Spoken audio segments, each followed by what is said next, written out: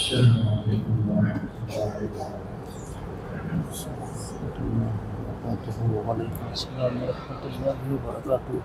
استغفر الله استغفر الله استغفر الله. رب اغفر لي واغفر علي إنك أنت التواب الغفور. رب اشرح لي صدري ويسر لي أمري واحلل عقدة من لساني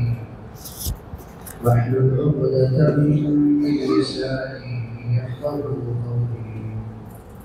وبك نستعين يا مستعان. الحمد لله نحمده ونستعينه ونستغفره ونؤمن به ونتوكل عليه ونعوذ بالله من شرور أنفسنا ومن سيئات أعمالنا. من يهده الله فلا مضل له ومن يضلله فلا هادي له. ونشهد أن لا إله إلا الله وحده لا شريك له. ونشهد أن سيدنا ونبينا وشفيعنا وحبيبنا ومولانا محمدا عبده ورسوله. أرسله بالحق بشيرا ونذيرا وداعيا إلى الله بإذنه وسراجا منيرا. أما بعد فأعوذ بالله من الشيطان الرجيم. بسم الله الرحمن الرحيم. يرفع الله الذين آمنوا منكم والذين أوتوا العلم درجات والله بما تعملون خبير. آمنت بالله صدق الله مولانا العلي العظيم وصدق رسوله النبي الأمي الكريم. ونحن على ذلك من الشاهدين والشاكرين والحمد لله رب العالمين.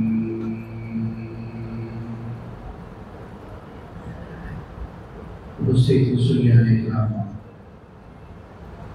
মুহতারাম সামিঈন, প্রিয় ভাই বোনেরা, আল্লাহ পাক রব্বুল আলামিনের অশেষ মেহেরবানি ও শুকরিয়া। তিনি আমাদেরকে অন্যান্য জুমায় মাহতেও নির্ধারিত সময়ের আগে মসজিদে হাজির হওয়ার তৌফিক দান করেছেন। আলহামদুলিল্লাহ। আল্লাহ পাক রব্বুল আলামিন আমাদের সকলকে আল্লাহর সন্তুষ্টিমূলক কাজ জানার এবং সেই অনুযায়ী আমল করার তৌফিক দান করেন। আল্লাহ পাকের অসন্তুষ্টিমূলক কাজ ওটাও জেনে ওই কাজগুলো থেকে বেঁচে থাকার তৌফিক দান করেন। ভালো কাজ যদি জানতেই না পারি করবো কি করে? আর খারাপ কাজের পরিচয় যদি জানতেই না পারি বাঁচবো কিভাবে? মানুষ তো বিভিন্ন প্রকার, হয়তো আপনারা আগেও শুনেছেন। প্রসিদ্ধ আরবি ভাষাবিদ, অনেক পুরনো ব্যক্তি, 1000 বছর আগের খলিল ইবনে আহমদ খান বলেন,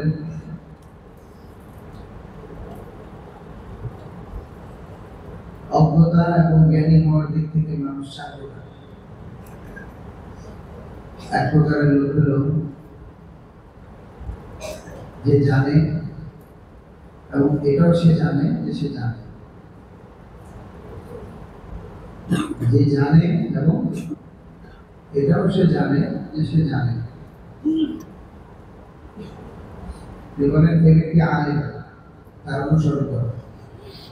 فذلك عالم فاتبعوه সে আলেম সে জ্ঞানী তার অনুসরণ করো।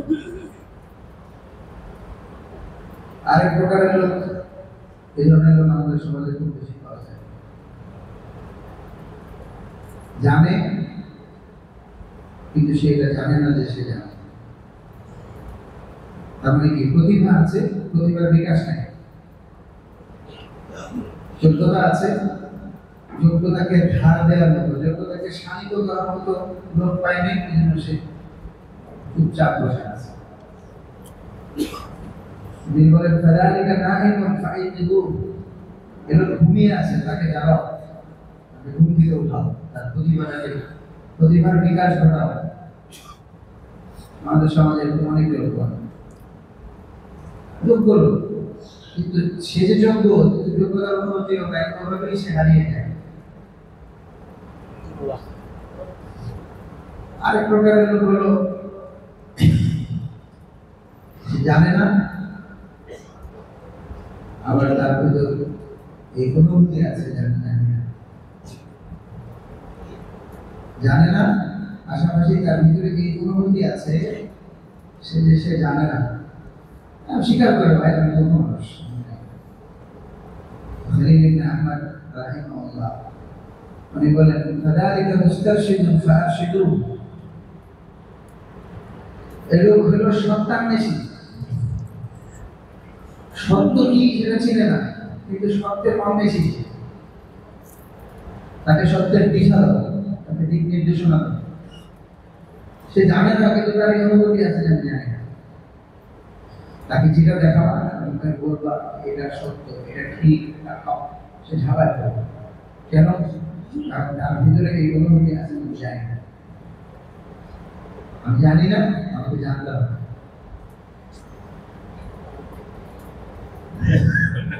চতুর্থ লোক, আমাদের সমাজে এই ধরনের লোক খুব বেশি পাওয়া যায়। কিছুই জানে না, কিন্তু এটাও জানে না যে সে কিছুই জানে না, কিচ্ছু জানে না এই বিষয়ে, খামাখা সেই বিষয়ে কথা বলবে, কোনো প্রয়োজন নেই তাদের বিষয়ে কথা বলা, কোনো দরকার নেই, কোনো সেই বিষয়ে কথা বলবে। তারপরে সে চতুর্থ শ্রেণীর লোক, যে কিছুই জানে না, কিন্তু তার ভিতরে মুসিবত হলো এই অনুভূতিটাও নাই যে সে কিছু জানে না। বরং এর উল্টো হতে পারে যে কিছুই জানে না, কিন্তু সে ফুলে ফেঁপে বসে আছে যে সে অনেক কিছু জানে। এর বড় মুসিবতের মধ্যে আছে। আহমদ রাহিমাহুল্লাহ বলেন এই নিজে পথভ্রষ্ট, আরো 10 জনকে পথভ্রষ্ট করতে হবে। সে যদি তোমার মজলিসে থাকে তাকে উঠিয়ে দাও, আর যদি তুমি তার মজলিসে এসে থাকো তুমি এখান থেকে সরে দাও। এই ধরনের লোক আমাদের সমাজে পাওয়া যায়, এবং শুধু তাই না, এবং শিক্ষিত সমাজে পাওয়া যায়। যে আমি জানি না একটা বিষয়, হয়তো আমি অন্য কোনো সাবজেক্টে ভালো ডিগ্রি আছে, একটা বিষয় আমি জানি না, খামাখা আমি ওই সাবজেক্টটা ধরবো কেন?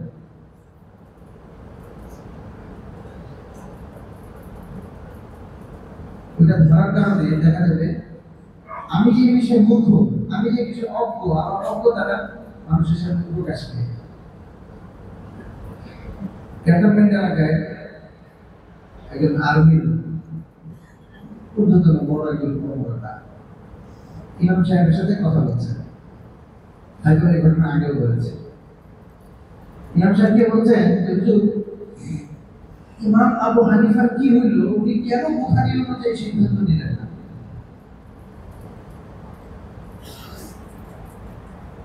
আপনি আর্মির লোক ছিলেন, আর্মির বিষয়ে আপনার ট্রেনিং নিয়েছেন, আপনি একটা পোস্ট হোল্ড করেন, ভেরি গুড। আপনি যখন রিলিজিয়াস বিষয় নিয়ে গবেষণা করলেন, পুরো গবেষণা করে কথাটা বলা দরকার ছিল। এই আধা গবেষণা করে একজনের উপর অ্যালিগেশন দিয়ে দেওয়া, এই প্রমাণ বহন করে আপনি কিছুই জানেন না। প্রশ্ন হলো ইমাম আবু হানিফার কি হলো, ইমাম আবু হানিফা কেন বুখারী অনুযায়ী সিদ্ধান্ত দিলেন না? আর ইমাম বুখারী কি করবে বেচারা ইমাম বুখারীর জন্মের আগে ইমাম আবু হানিফা তো মরে গেছে। ইমাম আবু হানিফা রাহমাতুল্লাহ আলাইহির জন্ম হলো 80 হিজরিতে, আর ওনার মৃত্যু হলো 150 হিজরিতে। ইমাম বুখারী রাহমাতুল্লাহ আলাইহির জন্ম 80 হিজরি, শুধু পরে বলা হবে না, 194 হিজরিতে। ইমাম আবু হানিফা মৃত্যুবরণ করেছেন কত হিজরিতে? 150 হিজরিতে। আর ইমাম বুখারী জন্মগ্রহণ করেছেন কত হিজরিতে? 194 হিজরিতে। How is it possible? এটা কিভাবে সম্ভব? একটা লোক যে প্রায় 42 বছর আগে দুনিয়া থেকে বিদায় নিয়ে চলে গেছে, সে সমাধান থেকে এমন লোকের হাদিসের সংকলনের উপর ভিত্তি করে যে জন্মই গ্রহণ করেছে তার মৃত্যুর 42 বছর পরে। How is it possible? এই হচ্ছে চতুর্থ প্রকারের, জানে না কিন্তু এই অনুভূতিটাও নাই যে সেটা।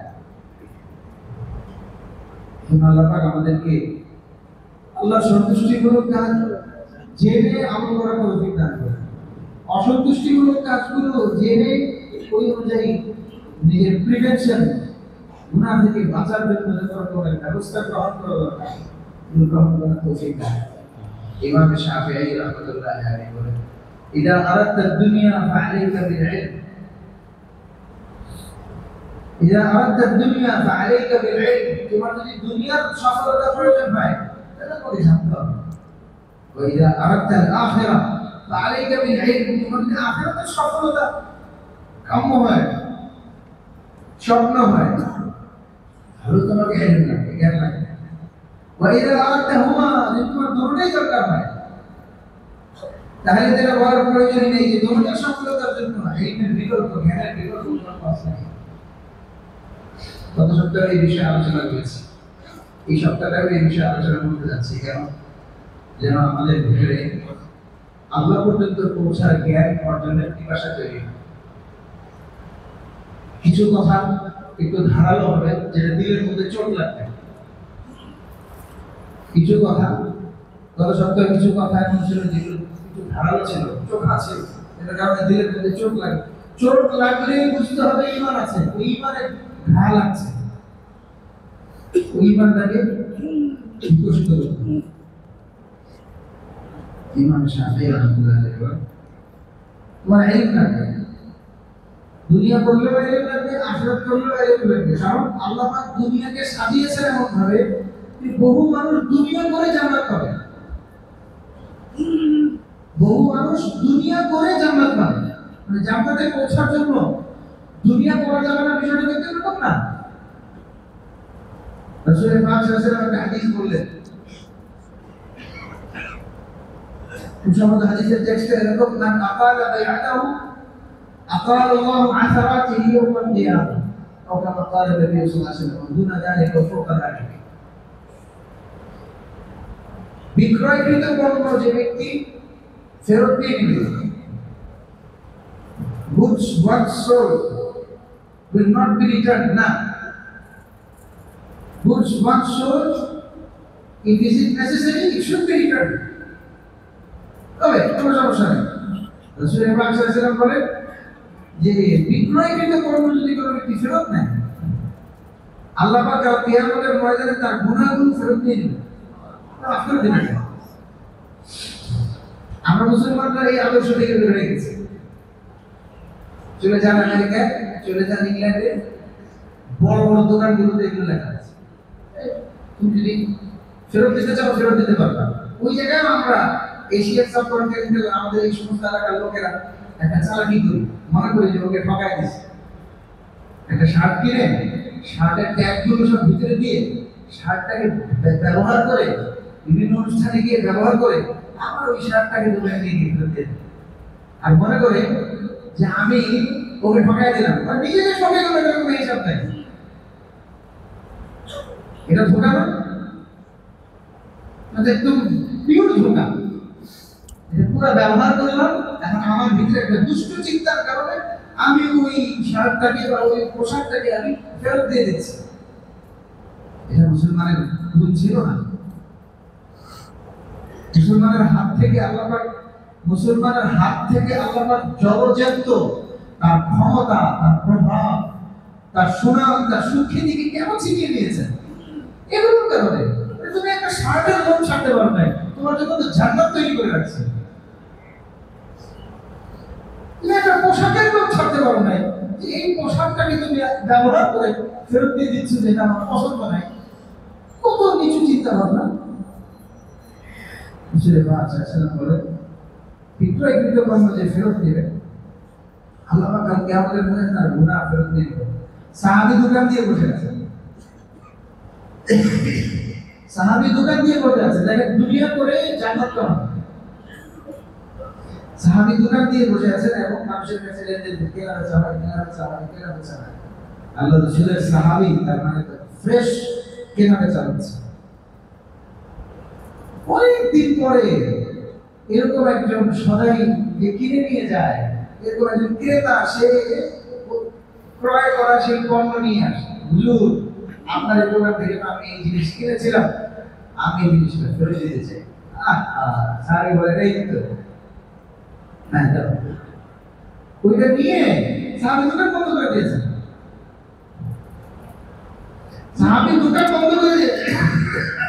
কি ভাই, একটা দোকান থেকে যখন আমরা কেনাকাটা করতে করতে অভ্যস্ত হয়ে যাই, তখন 10টা দোকানের মাল থাকলেও আমরা ওই দোকানটাই খুঁজি যে ওই দোকান আমরা করি। চেনা থাকলে ফোন ভাই কই যান। সাহাবী বলেন, এই দোকান আর খুলবে না। কেন খুলবে না? কারণ আমি আল্লাহ রাসূলের একটা সুসংবাদ, একটা ঘোষণা, যেখানে দুনিয়া করে আখিরাত কামানো যায়, ওইটার জন্য আমি দোকান দিয়েছিলাম। আমারটা হয়ে গেছে, আমার লাগবে। আমার শাফি রাহমাতুল্লাহ যে বলছেন দুনিয়া করার জন্য এর দরকার, এটার অর্থ কিন্তু এটা না যে আমি হালে অর্থে সুদখোর হয়ে যাব, ঘুষখোর হয়ে যাব, একদম অন্য পথে চলে যাব। না না না, এমন এই দুনিয়া করার জন্য আছে যে এই অর্জন করলে ওই দুনিয়া ধরে মানুষ জান্নাত পেয়ে যাবে। আল্লাহ পাক আমাদেরকে এই পিপাসা দান করেন, যে পিপাসার কারণে আমি আমার অবস্থানে থেকে যাব, আমি জান্নাতের পথটা বের করে নিব। জান্নাতের পথটা বের করে। সাহাবায়ে রাষ্ট্র পরিচালনা করেছেন, কিন্তু রাষ্ট্র পরিচালনা এবং এই সমস্ত নেতৃত্ব, তাদের মাঝখানে, তাদের মধ্যে কোনো রকমের পরিবর্তন আনে নাই।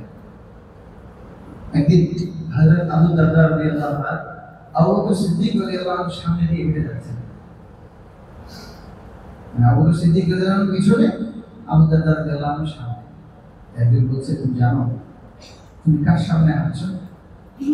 তুমি এমন ব্যক্তির সামনে হাঁটছো, এই পৃথিবীতে নবী রাসূলদের পরে তার চাইতে উত্তম কোন লোকের উপর সূর্যোদয় হয় না। তুমি জানো তুমি কার সামনে দিয়ে হাঁটছো? পৃথিবীর সবচেয়ে বড় নিয়ামত এবং সবচেয়ে বড় জ্ঞান হলো নবুয়ত। সবচেয়ে বড় নিয়ামত হচ্ছে নবুয়ত। নবুয়তের পরে সবচেয়ে বড় নিয়ামত হচ্ছে ইলম, সঠিক জ্ঞান। প্রশ্ন হলো, আবু বকর সিদ্দিক রাদিয়াল্লাহু আনহু রাসূল পাক সাল্লাল্লাহু আলাইহি ওয়াসাল্লামের সংস্রবে থেকে কি ইলম শিখলেন, যে ইলমের কারণে এমন সম্মান পেয়ে গেলেন যে বলা হচ্ছে তার চাইতে উত্তম নবী রাসূলের পরে কোনো ব্যক্তির উপর সূর্যোদয় হয় নাই। চিন্তা করা। হযরত ওমর ইবনে খাত্তাব রাদিয়াল্লাহু আনহু মদিনা শরীফে বসা, আজারবাইজান থেকে, আজারবাইজান নামটা এখনো সংরক্ষিত, এখনো এলাকার নাম আছে। আজারবাইজান থেকে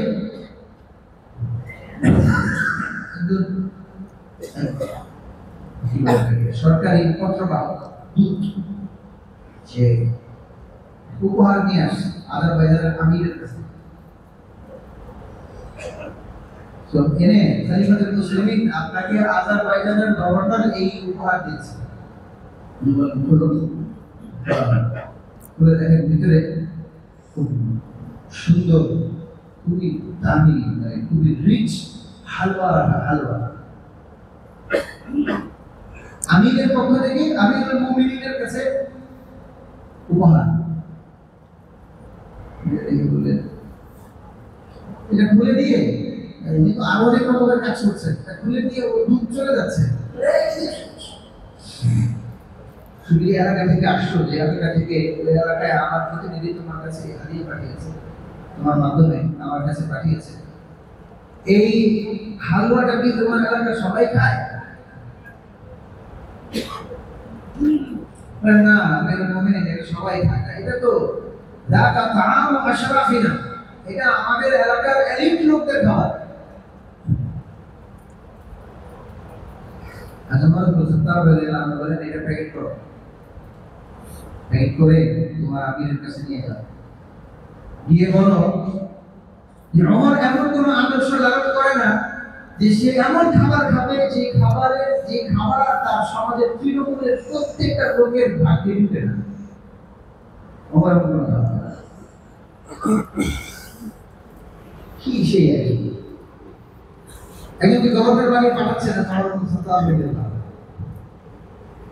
এগুলি সব দুনিয়ার মেজাজ, দুনিয়ার দৃষ্টান্ত। এগুলো একজনকে গভর্নর বানিয়ে পাঠাচ্ছেন, এই তোমার এলাকায় তোমাকে গভর্নর বানিয়ে পাঠাচ্ছি এবং আল্লাহ পাকের বিধান বাস্তবায়নের দায়িত্ব দিয়ে প্রতিনিধি বানিয়ে তোমাকে পাঠাচ্ছি। তুমি যদি কোনো ব্যক্তিকে অপরাধ করতে দেখতে পাও, কি করবা? তোমার সমাজে কোনো লোক চুরি করুক, বরং আমি তার হাত কাটতে বিন্দু মাত্র সংকোচ করবো না। বললেন বেহতার, বহুত ভালো কথা, কিন্তু তোমার কাছে একটা প্রশ্ন, যে লোকটা চুরি করছে সে তো তার খায়েশ পূরণের জন্য চুরি করছে না, সে তো তার খায়েশ পূরণের জন্য চুরি করছে না, আর যে কোনো একটা ক্রাইসিস আছে, ওই ক্রাইসিসের জন্য সে চুরি করছে। তুমি কি সেই ক্রাইসিস পূরণের জন্য কোনো চেষ্টা করেছো? তারপরে তুমি তার হাত কাটছো? নাকি তোমার এরকম যে আল্লাহর আইন হাত কেটে দিতে হবে, হাত কেটে দিতে শেষ? যদি তা হয় তাহলে তুমি আমার প্রতিনিধি না। আমার প্রতিনিধি যদি হইতে হয় এবং আল্লাহ এবং তার রাসূলের খলিফা যদি হইতে হয়, আল্লাহ এবং তার রাসূলের প্রতিনিধিত্বকারী যদি তুমি হও, তাহলে তুমি সবার আগে আমাদের অভাব দূর করার চেষ্টা করবে। ক্ষুধার্ত ব্যক্তির ক্ষুধা পূরণের চেষ্টা করবা, তার তৃপ্তির ব্যবস্থা করবা। সেরকম তৃপ্ত হওয়ার পরেও অকৃতজ্ঞ হয়ে চুরি করতে যাবে, তখন তুমি গিয়ে দাঁড়াবে। আগামাথার খবর নাই যে চুরি করবো, আর তুমি তাকে রাস্তার মধ্যে নিয়ে এসে যাবে, হাত কেটে দিলাম।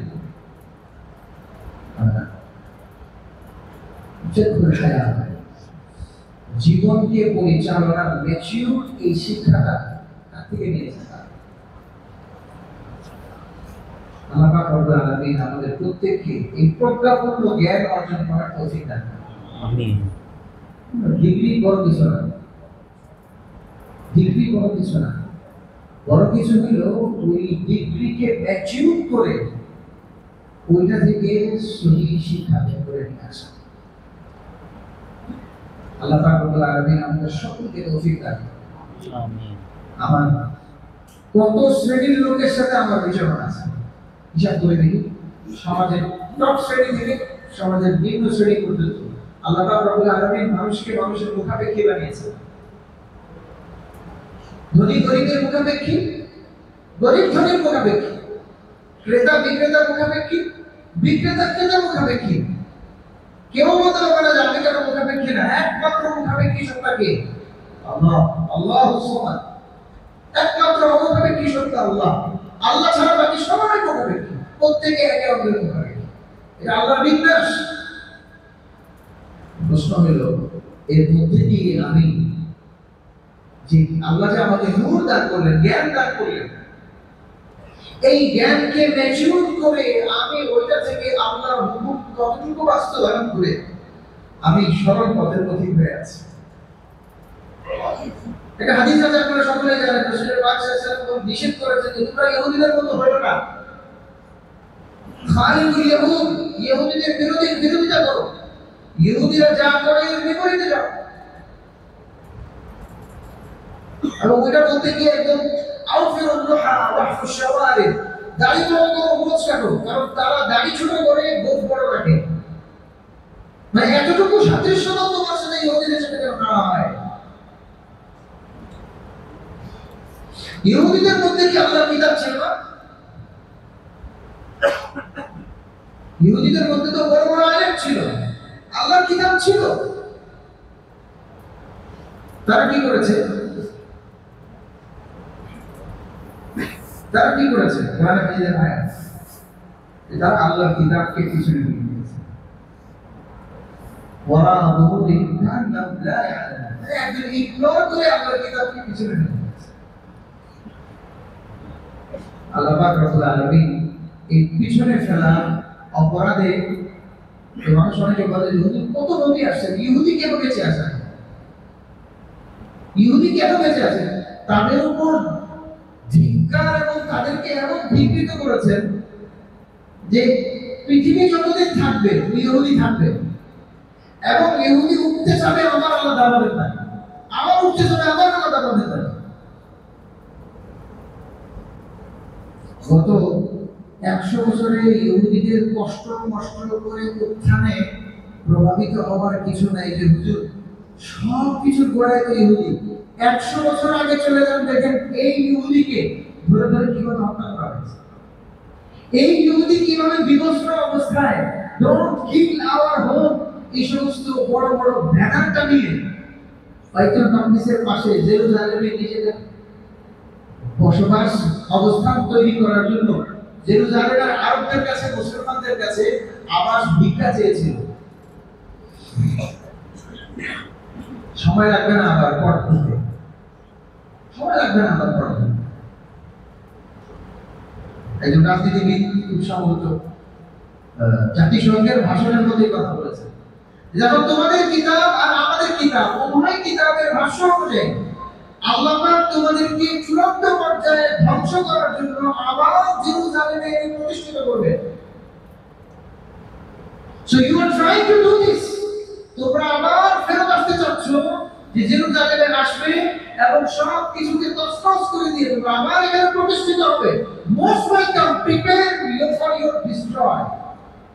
তুমি তোমার ধ্বংসের জন্য প্রস্তুত হচ্ছ, এটা আমার কথা না, সে বক্তা বলতে গেছে এটা আমার কথা না, এটা তোমার ধর্মগ্রন্থের কথা যে আমি তাদেরকে আমার অসন্তুষ্টি প্রকাশ করার জন্য জেরুজালেমে আবার একত্রিত করে নিয়ে আসবো।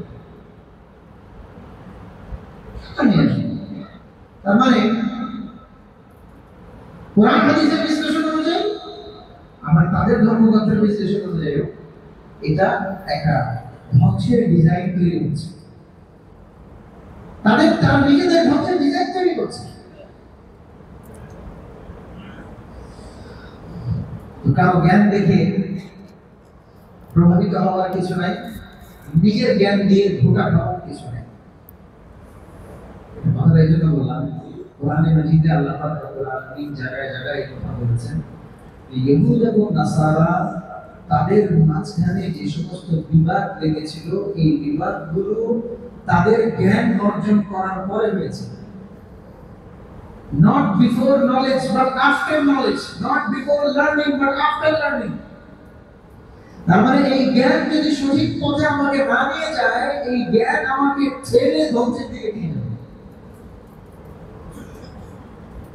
মানুষ জ্ঞানী হওয়ার পরে তো সুইসাইডের রেট কমে যাওয়ার কথা, মানুষ জ্ঞানী হয়ে যাওয়ার পরে তো রেপ ধর্ষণের রেট কমে যাওয়ার কথা, মানুষ জ্ঞানী হয়ে যাওয়ার পরে তো ডাকাতি এবং এই সমস্ত খুন খারাপি রেট কমে যাওয়ার কথা। কিন্তু কোথায়? কিন্তু বাড়ছেই, সুইসাইডের রেট বাড়ছেই। চলে যান হাসপাতালে, যেই ডিপার্টমেন্টে মানুষের যে বিভিন্ন বিষ টিষ খেয়ে ফেলে যে ওয়াশ করে, মনে হবে যেন পৃথিবীর সবাই মিলে বিষ খাওয়া শুরু করে দিয়েছে, একটার পর একটা রুগী আছে, একটার পর একটা রুগী আছে।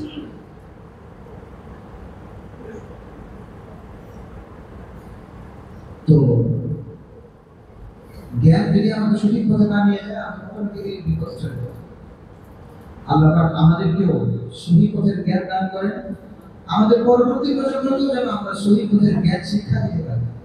আল্লাহ পাক তৌফিক দান। এই জন্য যাদেরকে আল্লাহ পাক সঠিক জ্ঞান দান করেছেন তাদের পাশে থাকতে হবে। তাদের পাশে থাকতে হবে, তাদের লাইট দ্বারা এনলাইটেন করতে হবে নিজেকে, যেন আমার ভিতর ওই অন্ধকারের প্রভাব যেন চলে না আসে। এমন জ্ঞান যে জ্ঞান আল্লাহ বিরোধী, সেই জ্ঞানের প্রভাব যেন আমার ভিতরে চলে না আসে। এই জন্য যে যারা আলোকিত আলোকিত লোকের পাশে থাকার চেষ্টা করতে হবে। আল্লাহ পাক তৌফিক দান করেন। নতুবা আল্লাহ পাক রব্বুল আলামিন কখনো অসন্তুষ্ট হবেন। ওই অসন্তুষ্টির বুঝ রাখবে না, ধারণাও রাখবে না যে আল্লাহ নারাজ হয়ে গেছেন। এই যে বর্তমানে পৃথিবীতে বিভিন্ন পরিবেশ তৈরি হচ্ছে, এক দেশে প্রচন্ড গরম, আরেক দেশে প্রচন্ড বৃষ্টি এবং প্লাবন, তো টর্নেডো, তো কত কিছু রিজের মধ্যে আসছে। রাসূলের পাক সাল্লাল্লাহু আলাইহি ওয়াসাল্লাম আকাশে যদি একটু খারাপ অবস্থা দেখতেন, দৌড়ে নামাজে দাঁড়িয়ে যেতেন। কানা ইযা হাসাবাহু আমরুন বাদারা ইলা সালাত। আয় আল্লাহ, এই জিনিসের অনিষ্ট থেকে আমাদেরকে রক্ষা করেন। কোটি কোটি টাকা সম্পদ ভেসে চলে যাচ্ছে, কোটি কোটি টাকার ক্ষতি হয়ে যাচ্ছে, মানুষ মারা যাচ্ছে। আমি বসে বসে বলে বলেছি বৃষ্টি হবে, বৃষ্টির পরে ইনশাআল্লাহ ফসল হবে। তার মানে আল্লাহ পাক রব্বুল আলামিন আমাকে সাহায্য করার জন্য যে ব্যবস্থা গ্রহণ করলেন, ওইটাও আমার পা মাটিতে নামতে দিচ্ছে না, আমার পা মাটিতে নামছে না। এই যে এত গরম, এত উত্তাপ, অমৌসুমে এই সিজনে বৃষ্টি হওয়ার কথা, এই সিজনে এত গরম।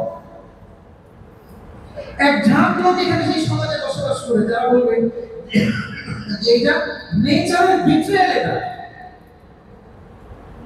প্রকৃতির একটা বিপরীতমুখী চলা। আরে প্রকৃতিকে চালাচ্ছে কে? প্রকৃতিকে চালাচ্ছে কে? আল্লাহ চালাচ্ছেন প্রকৃতিকে। আল্লাহর হুকুমে বৃষ্টি হয়। ইন্নাল্লাহা ফালিকুল হাব্বি ওয়ান নাওয়া, একটা দানা থেকে, একটা বীজ থেকে যে অঙ্কুর বের হয়ে আসে, এটা আল্লাহর হুকুমে বের হয়ে আসে। হুয়াল্লাযী ইউরসিলু রিয়াহা বুশরান বাইনা ইয়াদাই রাহমাতিহি, বৃষ্টির আগে যে বৃষ্টির বার্তা বাহক যে সুশীতল বাতাস, আল্লাহর হুকুমে পাঠান, এমনি পায় না।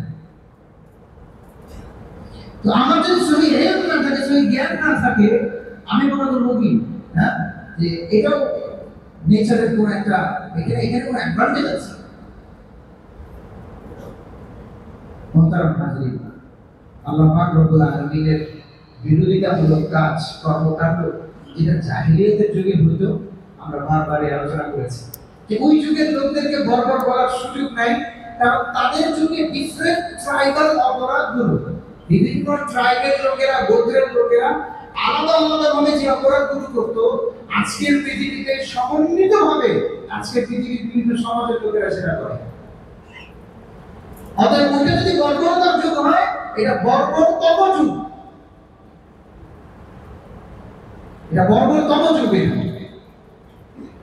এজন্য নিজেদের গুনাহের ব্যাপারে অনুতপ্ত হওয়া, আল্লাহ রাব্বুল আলামিনের কাছে মাফ চাওয়া, এবং নিজের জীবনকে পুরোপুরি একটা রিভলিউশন এনে নিজের জীবনে পরিবর্তন আনা, নিজের জীবনের গতিপথ পরিবর্তন করার ক্ষেত্রে, নিজের জ্ঞানকে সঠিক পথে ব্যবহার করার ক্ষেত্রে, আল্লাহ পাক রব্বুল আলামিনের সাথে নিজেকে সম্পৃক্ত করার ক্ষেত্রে নতুন প্রত্যয় এবং নতুন অঙ্গীকার করার সময়গুলিতে আমরা অতিক্রম করছি। এটাকে যদি আমূল পরিবর্তন না করা হয়, তাহলে পরিস্থিতি আরো খারাপ হবে। আল্লাহ পাক আমাদেরকে বোঝার তৌফিক দান করেন। আল্লাহ পাক আমাদের সকলকে সঠিক পথে থাকার তৌফিক দান করেন। সঠিক ইলম আমাদেরকে নসিব করেন। রাসূল পাক সাল্লাল্লাহু আলাইহি ওয়াসাল্লাম দোয়া শিখিয়েছেন, আল্লাহুম্মা আল্লিমনা মা ইয়ানফা'না। হে আল্লাহ, আমাদের জন্য যা উপকারী, ওই উপকারী জিনিসগুলোর জ্ঞান আমাদেরকে দান করেন। ওয়ানফা'না বিমা আল্লামতানা, আর যা শিখলাম, শেখার পরে যেন ওটা এমনি আমার ভিতরে থেকে না যায়, ওটার মাধ্যমে আমাকে উপকার ক্যাশ করা, উপকারকে অস্তিত্বে আনা, উপকৃত হওয়ার তৌফিক দান করুন। ওয়াজিদনা ইলমা, এই ধরনের জ্ঞানকে আমার জন্য আরো বাড়ান। আল্লাহুম্মা আল্লিমনা মা ইয়ানফা'না ওয়ানফা'না বিমা আল্লামতানা ওয়াজিদনা ইলমা। আরেক দোয়ার মধ্যে আছে, হে আল্লাহ, আমাকে এমন জ্ঞান থেকে হেফাজত করেন যে জ্ঞান আমার কোনো উপকারে আসবে না, বরং আমাকে বিপদগামী করে দেবে। আল্লাহ পাক আমাদের সকলকে সহি ইলম দান করেন, উপকারী জ্ঞান দান করেন, আর যা জ্ঞান আমাদেরকে আল্লাহ পাক নসিব করেছেন, ওই জ্ঞান থেকে আমাদেরকে আক্ষরিক অর্থে উপকৃত হওয়ার আল্লাহর সন্তুষ্টির পথে উপকৃত হওয়ার তৌফিক দান করেন, আল্লাহর অসন্তুষ্টির পথ থেকে বেঁচে থাকার জন্য ওই জ্ঞান থেকে উপকৃত হওয়ার তৌফিক দান করেন। তো আমরা তো বিভিন্ন রকম আমল করছি, দোয়া করছি।